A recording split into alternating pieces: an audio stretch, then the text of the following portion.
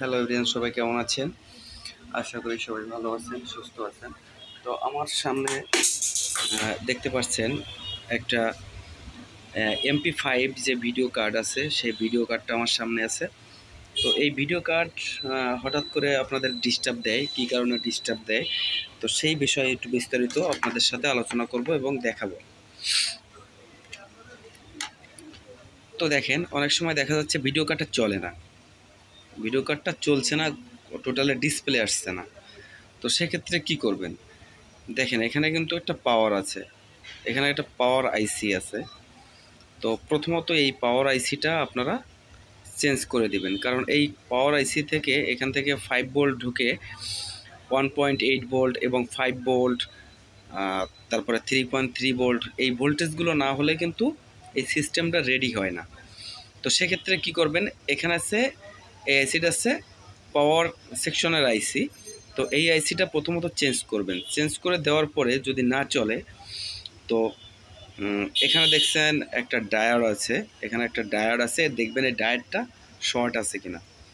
যদি ডায়োডটা শর্ট থাকে, তো এই ধরনের একটা ডায়োড কিংবা এমনি ম্যানুয়ালভাবে যে রেকটিফায়ার আছে ডায়োড 4001, তো এইগুলো দিলেই এখানে চলবে। তো ডায়োডটা চেঞ্জ করে দিবেন। তারপরে যদি না হয়, তো এইগুলো একে একে মাপ দিবেন আপনারা। দেখেন, এখানে একটা ক্যাপাসিটার আছে, এখানে একটা ক্যাপাসিটার আছে, এখানে একটা ক্যাপাসিটার আছে। এগুলো কিন্তু একটু উল্টোপাল্টা হওয়ার সাথে এই ক্যাপাসিটারগুলো শর্ট হয়ে যায়। শর্ট হয়ে গেলে কিন্তু আপনার সিস্টেমটা রেডি হয় না।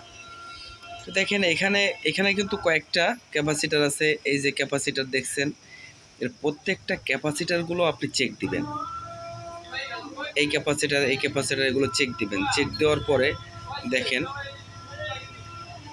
এখানে কিছু আইসি আছে, এখানে কিছু আইসি আছে।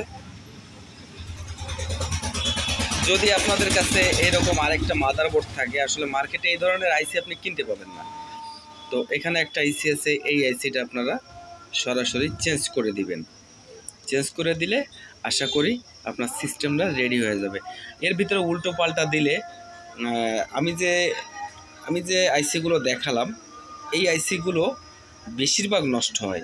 একটা আইসি আছে, একটা আইসি আছে, এই দুটো আইসি আছে, এগুলো বেশিরভাগ নষ্ট হয়। আর এগুলো নষ্ট হলে কিন্তু আপনার সিস্টেমটা রেডি হয় না।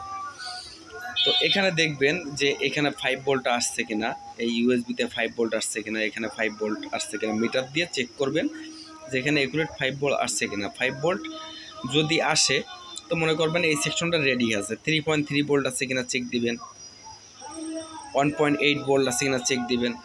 তো আমি অনেকগুলো সেট রেডি করছি এভাবে। তো দেখেন, এখানে এই আইসিটা চেঞ্জ করে দিলে অনেকটা হয়ে গেছে, অনেকটা ক্যাপাসিটার শর্ট আছে, সেগুলো ক্যাপাসিটার চেঞ্জ করলে হয়ে গেছে।